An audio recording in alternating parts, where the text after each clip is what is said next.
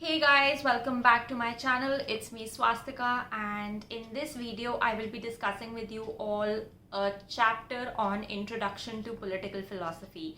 Philosophy has been my favorite subject when I was doing my masters from Jawaharlal Nehru University, and even as I cleared UGC NET in political science, political philosophy remained one of my favorite subjects.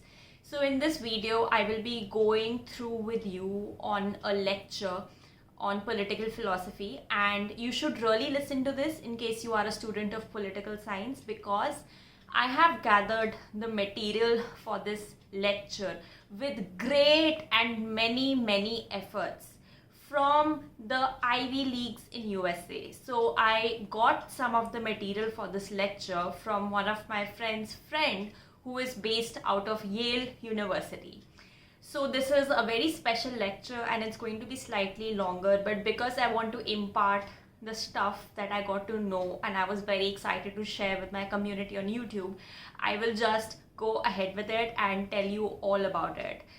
But before we begin, please don't forget to subscribe. It's a very small request. It's absolutely free for you. You don't have to pay for the subscription, and I am just trying and putting so much effort with so many videos that I have to put almost every single day, so the subscribers, so people like you subscribe and the channel grows, and so I can impart even more free education to marginalized communities in India. So keeping all that in mind, let's begin with this lesson. And yes, so the first question that comes to your mind when you start studying political philosophy is, what is political philosophy? What is it all about?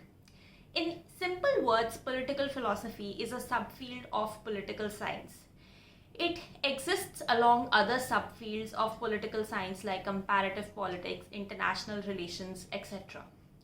It is different from other subfields because it is the oldest and the most fundamental part of political science. The purpose of political philosophy is simple: to lay bare the fundamental problems. And primarily when we study political philosophy, we study political thinkers like Plato, Aristotle, Nietzsche and their books. After we have studied those who have written these amazing books, those books have shaped the field of political philosophy. That's how we begin, and that's how we start studying political philosophy. The next important question that arises amongst many people is very fundamental in nature, and this question goes like that: what is the point of studying political philosophy, and how can reading old texts of Plato, of Aristotle, which are so many centuries old, help us in understanding contemporary and day-to-day problems like terrorism, ethnic conflicts, globalization, its negative impact, climate change, etc. So why do we continue to study the same old books, and what is their relevance in contemporary worldview? This becomes a very primary question to people who pick up the first book of Plato, which is Republic. एक मोटी सी किताब देख के मन में यही लगता है कि देखो हम इतने पुराने थिंकर्स के बारे में पढ़ रहे हैं, बट उसका रेलेवेंस क्या है? क्या मणिपुर में जो सिचुएशन है उसमें कुछ हेल्प कर सकता है? क्या यूनिफॉर्म सिविल कोड इंडिया में लाने में हेल्प कर सकता है? क्या जो एथनिक कॉन्फ्लिक्ट्स है उसमें हेल्प कर सकता है? क्या जो रशिया यूक्रेन वॉर है उसमें कुछ हेल्प कर सकता है क्या political philosophy? And the answer is yes, and by the end of this video I will tell you why. Basically, guys, we study political philosophy not because it doesn't make progress. Just because we are studying ancient texts does not mean we are not making any progress. It means that these texts are going to help us answer fundamental questions that continue to guide our field. We continue to ask questions today that were asked previously by Plato, Aristotle, Machiavelli, etc. So there's no difference between the questions that were asked at that point in time, centuries old, and questions that are being asked by us today. In fact, Keynes has famously said, the idea of economists and political philosophers, both when they are right and when they are wrong, are more powerful than what is commonly understood. Indeed, the world is ruled by little else. Practical man practical men who believe themselves to be quite exempt from any intellectual influences are usually the slaves of some defunct economist. Madmen in authority who hear voices in the air are distilling their frenzy from some academic scribbler of a few years back. Political philosophy is devoted to study of that academic scribbler who continue to create forms of authority. So it's not as if academics has no part to shape or play in this world. Yes, it does, because it continues to create forms of authority to basically act as people who are taking forward society, right? The next thing is there are no permanent answers in the study of political philosophy. And of course, अगर हिंदी में बोले तो ये होता है कि देखो philosophy में ना कुछ सही होता है ना कुछ गलत होता है.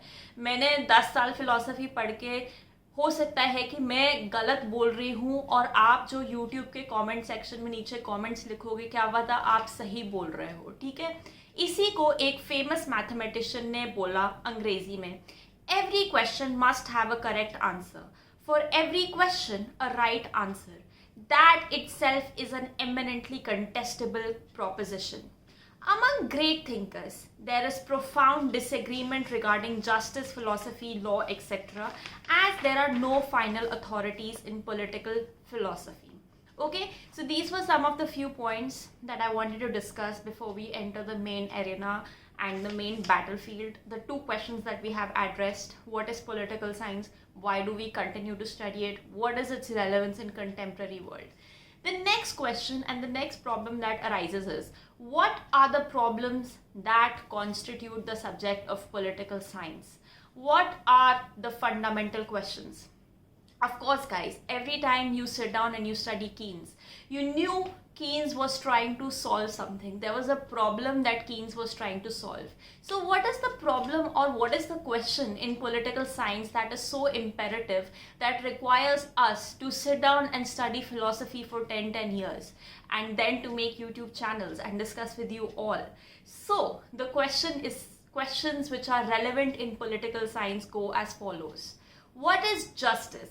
What are the goals of a decent society? How should a citizen be educated? Why should I obey the law? What are the limits to my obligation? What constitutes ground of human dignity? Is it freedom? Is it virtue? Is it love? What is God? Does it even exist? What does that imply? And the most fundamental question, what is a regime? So we are going to start with the second part of this video, which is going to be on the most fundamental question, which goes by what is a regime.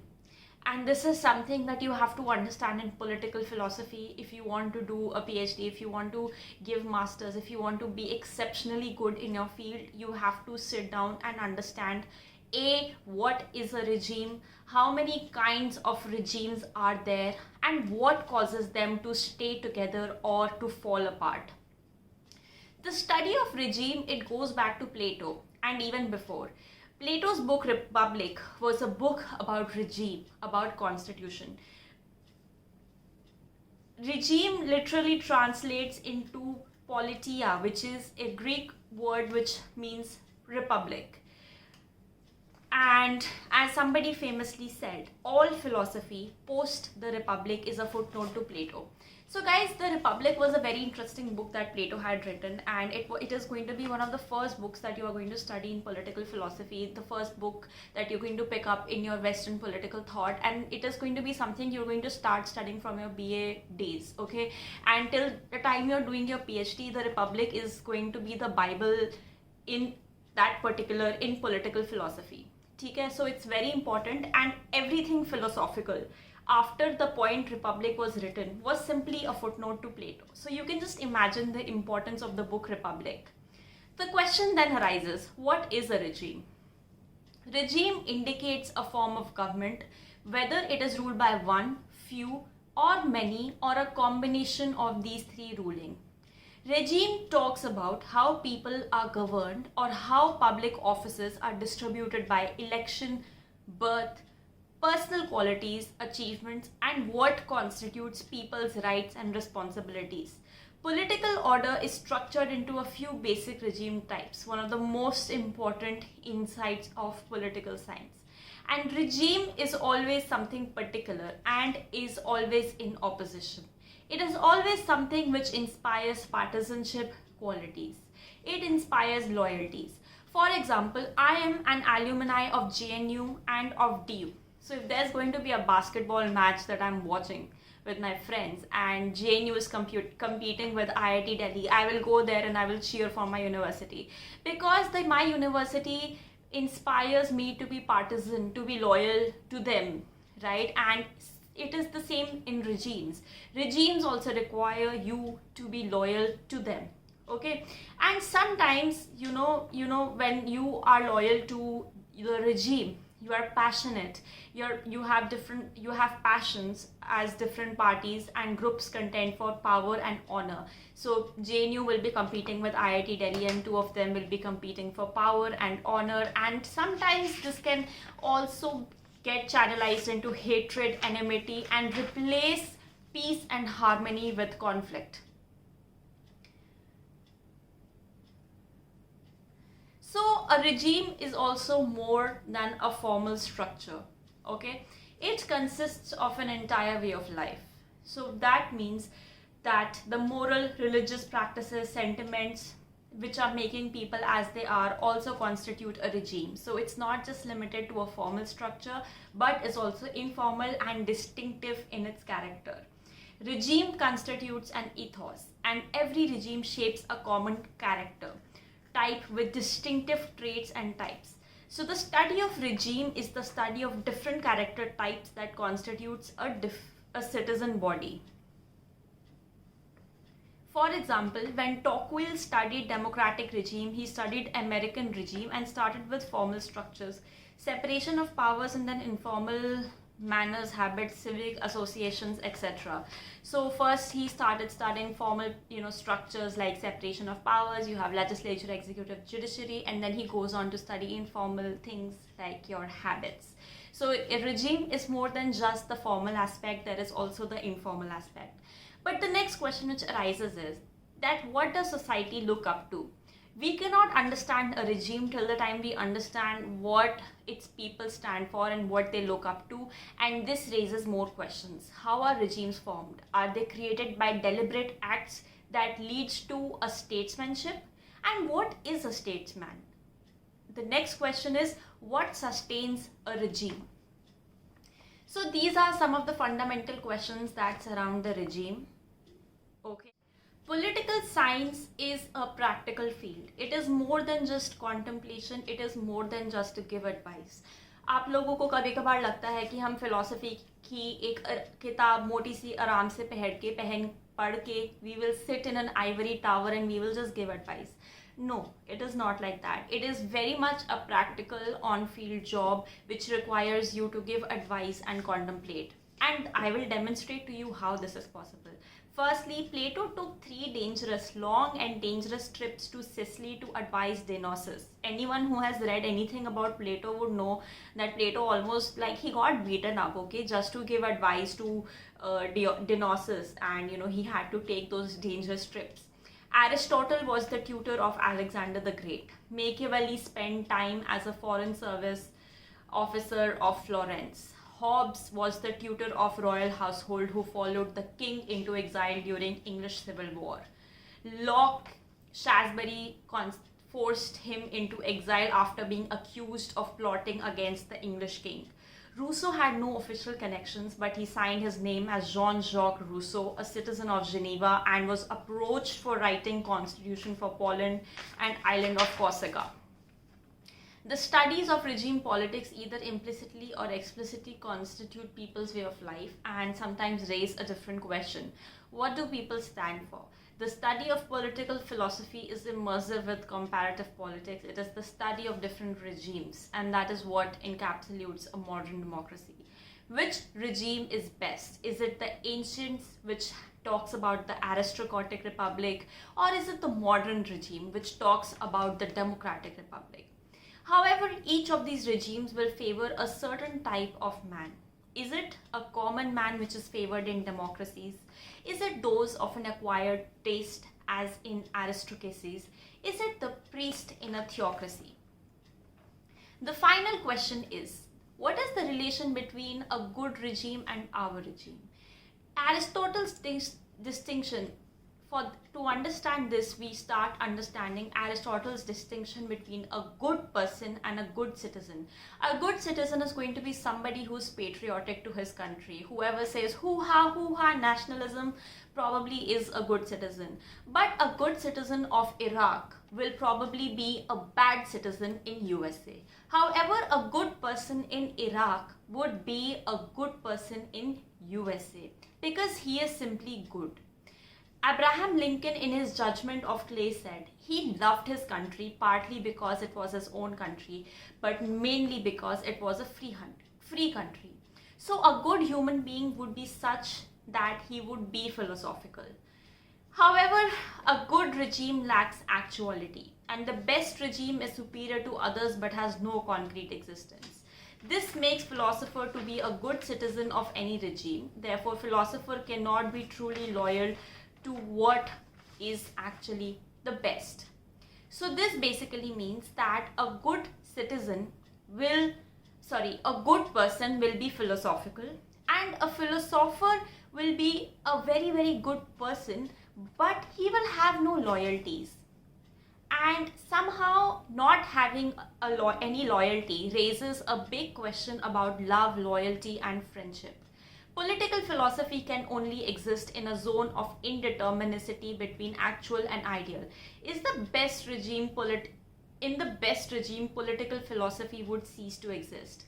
Political philosophy is potentially for those who undergo on the quest of the best regime may not return the same people as they were before. So as I said, once you have been a part of a regime that is better, that is superior to the existing regime, you may have different loyalties than the ones you did before you stepped into a different regime. You may not return the same person that you were before you went to the second regime. And you may come back as a person who is very, very different and who has no loyalties. However, in exchange, in compensation for that, you will get something what the Greek called eros or love. The quest for the best regime is sustained and accompanied by love. And the study of political philosophy is the highest tribute we pay to love. So this is something I wanted to post on my YouTube because I thought it was immensely inspiring in terms of how, in order to find the best regime, we have to become good people, because good people are always philosophical, and we have to lose our loyalties. However, we in the end are always compensated on this journey by something, and that is love. And as we study political philosophy, we start on the quest of understanding and paying a higher tribute to what is love and being a part of that journey. So thank you for watching and for bearing with me. I hope you guys liked this. If you did, please don't forget to subscribe, and so we can have a better regime and a better community on my YouTube. And yeah, I hope this helps you crack your papers, and more importantly, I hope this helps you just be better and see the world in a more positive light. And yeah, and maybe next time, if I get time, I will call and I will ask my friends to give me more notes of their Yale University classes, and maybe we can discuss Plato, Aristotle, Hobbes, Locke, Machiavelli, whatever you guys want to discuss. So just comment down in the section below what you want, what you don't want, and I'll plan accordingly.